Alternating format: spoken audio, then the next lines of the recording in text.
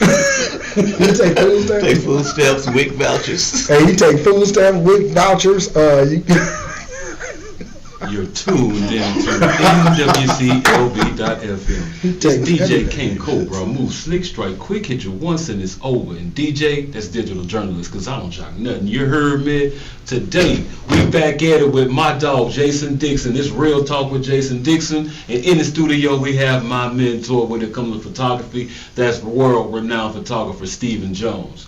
Jay, go and take it away. Hey everybody, welcome back. This is 2024. We got Real Talk with Jayson Dixon. We live, man. This year we got a lot of stuff coming up, especially live from the Super Bowl. Yeah, I said it right. Not just at the Super Bowl, but on the field. So y'all better stay tuned for that day because it's going down. We got interviews, everything. But today, I got a great photographer in the building. He's kind of shy, so don't worry about him. He'll talk about himself, though. I got this. Y'all know that, right? So at the end of the day, all you people that are out here trying to be a model, trying to get some great headshots, trying to do anything in film, y'all need to talk with this man. He's not cheap, but he do take EBT. I just heard that. So if y'all got food stamps, we trade for services. Now, I'm just joking. The way food costs nowadays. So. But Steve, how you doing, man? I'm doing good, Jayson. How you doing Mr. Stephen Jones. I'm really good. Nice meeting I'm you, man. good, man. Great Thank you meeting for you having too. me. Hey, I'm glad you're here, man. You know, I like to interview great people. When you have great people, you just got to bring them on and let the world know they're great. So what I want you to do, though, is introduce yourself, tell people who you are. We'll get into who you work with, what photos you've done, and how you get started after that. All right. Well, my name is Stephen Jones, and I'm a photographer. I've been shooting since Jesus was walking. Exactly. Well, I'll tell you what. Let's go back to this point. I made my first dollar in photography when I was 23 years old. Wow. And that was quite a few years ago. Yeah, and that's when they were doing it. You take the film, put it in one water. I know this. You take it, put it in one water. The whole development darkroom process, yes. You're in a dark room film. And no light in there but a red light bulb. Y'all don't remember that if y'all millennials, though. If y'all in that millennial age, y'all don't get that. All right. Well, the first picture I ever made money on was of a house called the Elegant Manor.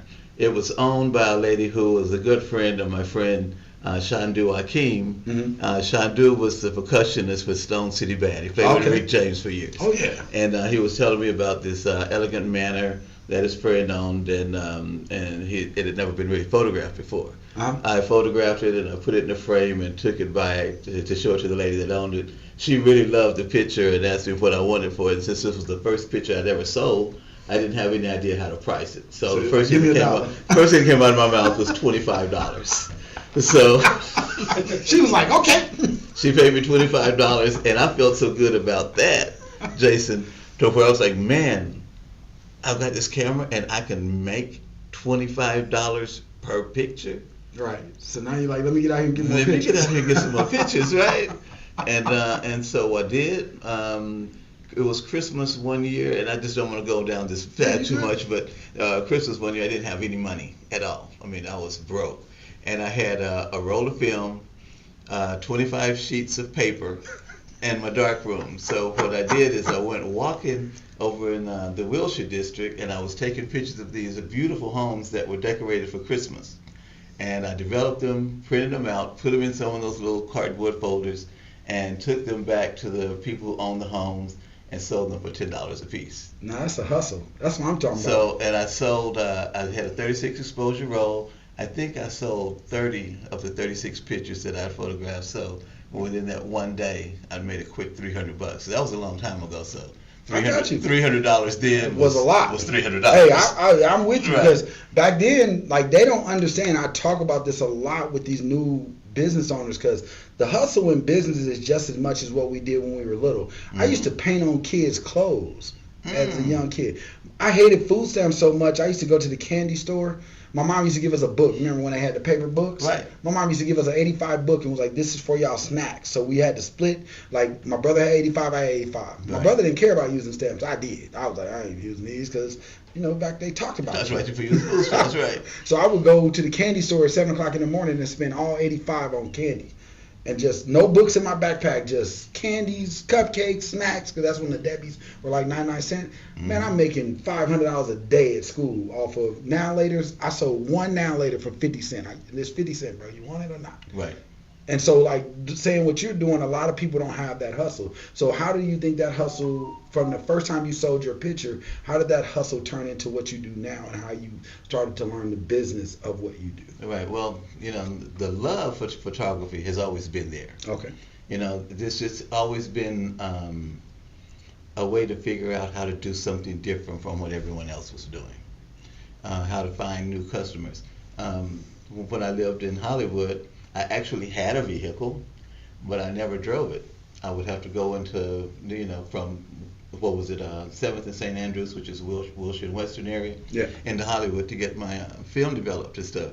So instead of driving, I would take the bus, because the bus would go straight down Western, and there was always cute girls on the bus that if they're in LA, they want to be models, actresses, or something. That's a hustle. So I would go down and I would walk down, I would always sit on the back of the bus, and I would walk down the aisle, and anybody that I thought they were cute, I would give them my card. And you had business cards. Yeah. Like, a lot of people don't even do that. Right. Like back then, a lot of people didn't know what it was to have a business card. This was a homemade business card. That's what I'm saying. Yeah, it was a homemade or not, it don't matter. Card, right. But for you to do that, a lot of people, even to this day, think that they don't need business cards. Mm-hmm. And they feel like it's nothing that's needed because we've transitioned into a digital age. But I'm like, some people are still, the people with money nowadays are older.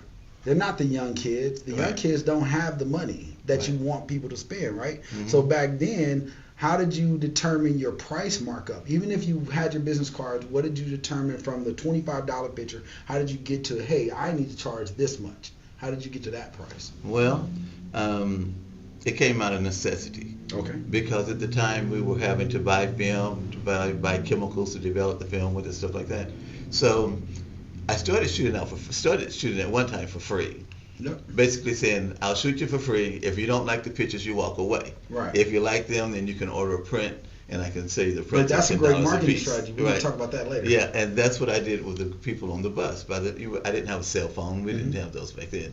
We had answering machines. So by the time I would get back to the house, long cord. I would have a couple of messages on my answering machine, and I would book an appointment, have people come in, take pictures, and the goal was to get good enough pictures for them to want to buy prints. Right. So they were $10 a print for a long time. Everything was basically $10 because that's a great. I didn't have confidence. You talk like that's a lot less money. I do the math. Yeah. Like they said on the viral video from Steve Harvey, if you got $10 and 10 people paying you $10 every week, every day, right, that's money. So, well, at the time, my apartment was probably $375 a month. Yeah, I need that apartment too. Yeah, right. And this was right. We all need that apartment. This was right in the Wilshire district. So, right. Yeah, that $10 a photo was pretty decent money. Yeah. Then I hooked up with this guy named John Miller, who I pray that you get to interview this guy because this was my mentor. Okay. He's from Denver, Colorado. He lives in Perth, Australia now. I just spoke with him the other day. We can go live. If you set up the interview, I can go live. I'll definitely do that. I'll make it happen. And he says, Stephen, you're never going to make it this way. You need to start charging. I started working as his assistant, and I started seeing how he charged for his photo sessions. And I was like, well, I'm not going to charge as much as he does because I don't have as much experience. Yep. But, I'm going to start getting close to what he does. Now, guys, understand, he said that back then, but now it's not the same. So I need y'all guys to really pay attention to what he's saying here because these are key nuggets that people don't understand. Well, I tell you what, a lot of people will disagree with me. But my belief is that you keep love and prosperity will come. Yes. I agree with you 100%. You know what I mean? Do whatever it is that you do because you love doing it. And I'll tell you why. I didn't know how to be a consultant when I first took out. Right. I was charging $150 for all the services that we offer, which is, if I showed you our services list, you'll be like, wow. When I first started, I was charging $150 a month. That's all I asked of our clients. My 5 people that started with me in Dallas, they were like, well, how are we going to eat off $150? And I'm like, listen, just I believe in the math and I believe in the love of helping. Because sometimes I didn't charge. Hey, let me help you first. Right. Let me show you what we could do first, and then you decide if you want to pay. Right.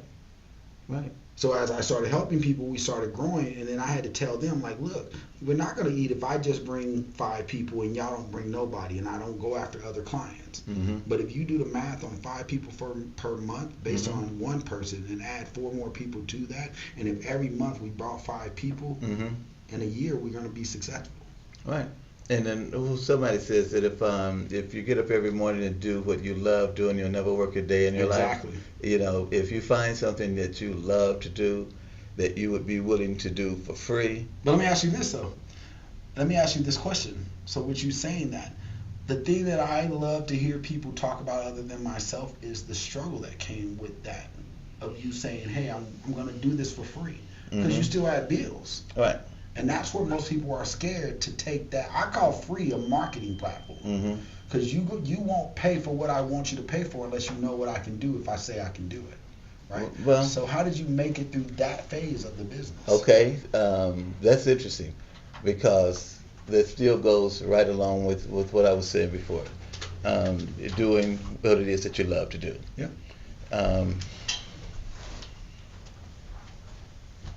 I believe that in the very end, we'll all be judged by the difference we make in the lives that we touch. Absolutely.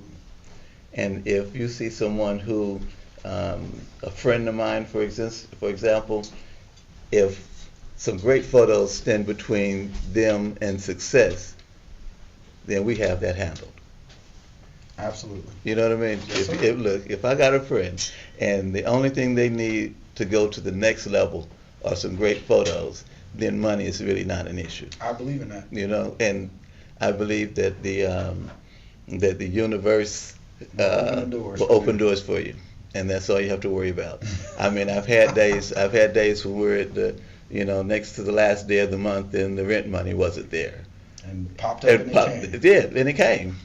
I talk about that. So that's why I said some things you are saying are key notes that I throw in, because I get paid to speak. So when I go into these speaking sessions, some of the things I say, before me, somebody else might have spoke, but they talk about the money. They talk about, go get the money, and here's how you're going to get this. And like I told you while we were eating at Denny's, at the end of the day, people talk money, but money isn't the key. Right. Like you said, one of the key things you said that I talk about all the time. I will go out here, he's seen me do it. Go out here and somebody will say, hey, Jayson, I need a quick little website put up, and I promise you it'll come back to you. Okay, great. Where everybody else would have came and he said, everybody else wanted to charge me, but I don't have the money. I just need it up right now. And for a lot of my clients, they only pay a bare minimum fee. But the things that we do for them are worth thousands. Then when they change around, I always tell them what you just said. I'd rather do it for you now and have you succeed and come back later and say, hey, now I can use you. Especially when you're talking artists and entertainment. And you know what? It may not even come back from the person that you did the work for. It'll come back in some other way, or it may come back down the road. But at the end of the day, we're going to eat. Right. If you take care of others, the universe will take care of you. I believe in that wholeheartedly. That's why we wanted you on this interview today. Right. Because he talked to me about how you helped is my man behind the scenes, Cap. Talk to me about how he learned from you, and learning from you, just like you said, you learned from your mentor. He started to understand the business, and the business isn't always, like you said, about money. Right. To have that type of heart, how did you struggle through this part of building your business? Because that heart, I can tell you right now, gets me beat up a lot. And he tells me all the time, Jayson, that's why you are who you are. Because I can't, he says it, Cap says it wholeheartedly, I couldn't do it. Right.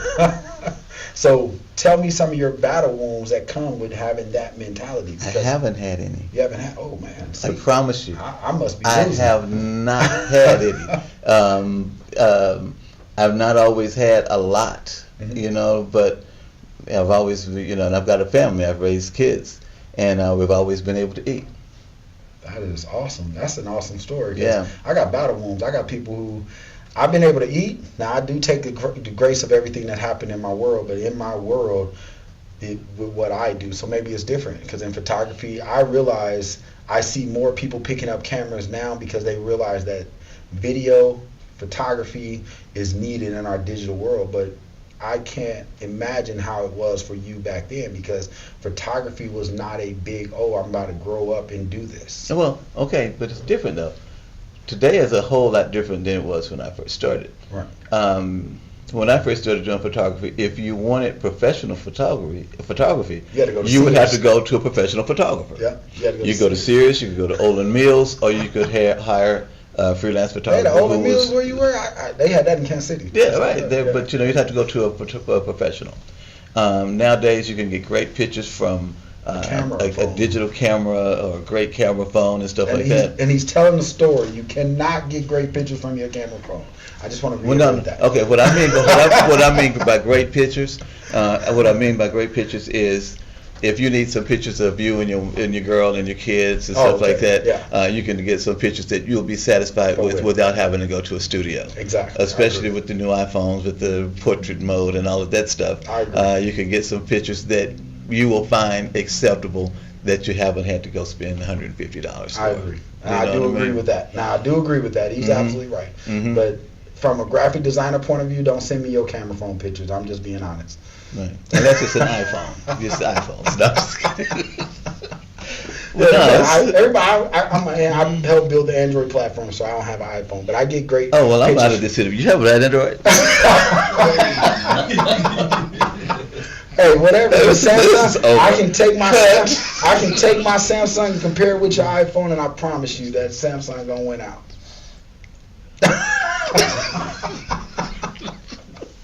But anyways, so tell me about some of the people you work with over the years, because that resume was getting large as we were talking. Oh. I wanted to save some, but you ain't got to tell it all. Just give them a hint so I can get a price range, because I'm gonna have people hit me up and be like, "Hey, I need them." Okay. The first, what I call really big job that I had was with Music Connection magazine. Okay. And there was a group called Foreign Policy that I did some photos for, and they needed the pictures for Music Connection. And the day that they took the pictures to Music Connection had lost a photographer who had moved to New York. And they told me that the editor of the paper was looking for a photographer. I didn't believe them, and I wasn't going to hop up out of my comfortable place to come down to the Music Connection. It was down on Sunset Boulevard just to hang out with them, because I know they were joking, right? But eventually I did. And that night I got a press pass, and I had to go shoot at the Troubadour, the Central, the Whiskey A Go Go, of the heavy metal clubs in Hollywood. And through going through all of those people and meeting different people in the clubs, passing out those homemade business cards, that's gonna blow you up regardless. I developed a nice little thing. Recently, well, not that recent, a few years ago, I had photos published in Billboard magazine. Okay. I did a magazine where I published an online magazine myself for a couple of years. Okay. It was more time than money, and that got to the point to where I just couldn't do it anymore. Right. Yeah. But that's about it, man. Okay. So I want you to give a couple of keys to them growing, aspiring photographers out there that are looking, they understand they have the passion and the skill, but they're looking to turn it into a revenue. What advice would you give them? Especially when it comes to a lot of them don't understand how to get credit for their photos. I can give you an example. So I have a sports company out of LA where TGS Sports, shout out to them, they do all the college football and all the college national championships, things like that. I bring in some of the photographers because, of course, you're not going to fly somebody from LA to do a national championship game in Houston.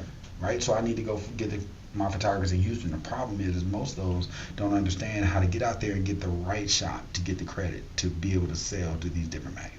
Because as they do the shots, my team goes and sell them to Sports Illustrated, to things like that. So with you saying the things that you do and how you made your revenue off of it, photography is made from accreditation. It's you pay me for, you like it, I want it. Well, what would you tell a photographer that's looking to get into that realm? Okay. Not the model calls. I don't know how to build a business the fast way. No fast way. If there is a way, please tell me. If there's a fast and easy way, I don't know it. And sign me up for that class. I promise you. What I know is that if you do great work, you'll get paid. You'll get paid. and most of my work comes from referrals. Word of mouth is probably the best advertisement you'll ever find, because if you do some great photos of someone right now, especially in this whole social media world, they're going to post them, and I insist that all of my customers, even those of you who do not, will give me a tag on their photos, and that's where. Do you put it in your paperwork like, hey, I'm sending you this, but you got to tag me when you post it? We have that agreement at the time that we're doing the photo shoot. Hey, if you post this, tag me in it, and don't and post something it. You said that I talk about all the time. So 85% of my business is referral. I think we hardly ever go out and solicit somebody. Right. Most of the time, it's somebody that I work with who told somebody who told somebody who told somebody. And he's absolutely right, guys. If you never paid attention to it, do your best work. Take it and understand that in business, you're going to get talked about. We live in a world where gossip, it's no such thing as, remember back in the days, it used to be like good publicity and bad publicity. It's no such thing now. Publicity is publicity. Right. Whether they talk about you bad or talk about you good, somebody's going to call you because they want to inquire to see if what's being said is real. So I try to tell our listeners, to the people who want to be in the realm, play in the business realm, like, just do the best work you possibly can do.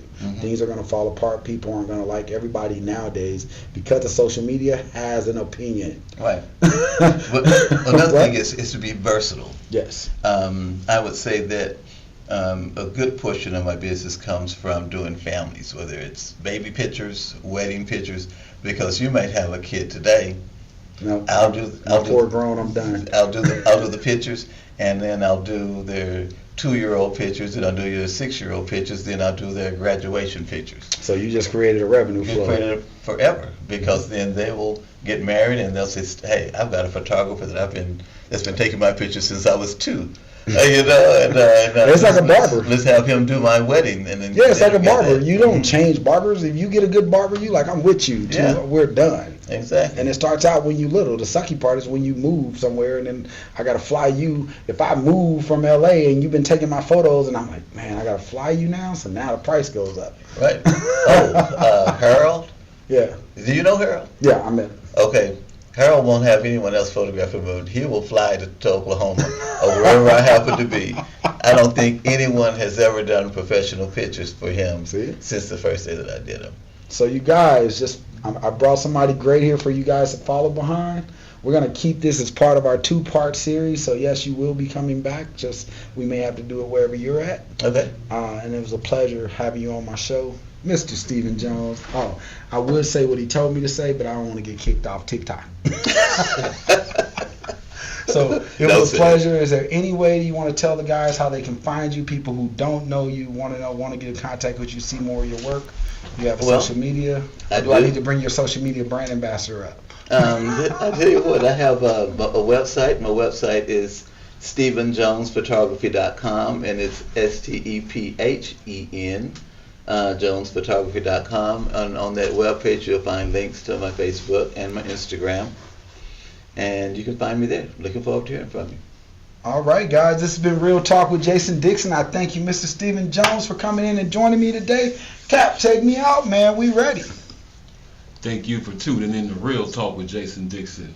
That was the world-renowned photographer Stephen Jones. And I am DJ King Cobra. I move slick, strike quick, hit you once and it's over. And DJ, that's digital journalist, because I don't jock nothing. You heard me? Hey, stay tuned on nwclv.fm and look for specials coming from the only black-owned dispensary in Las Vegas, Nevada Wellness Centers. Go to NevadaWellnessCenters.com and check out all the new deals that we got for you. It's DJ King Cobra signing off. Tune in, NWCLV.FM. Off top, we high.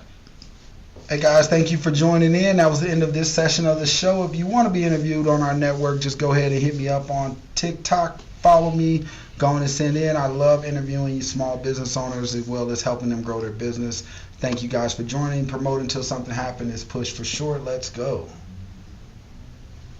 We're done. Thank you.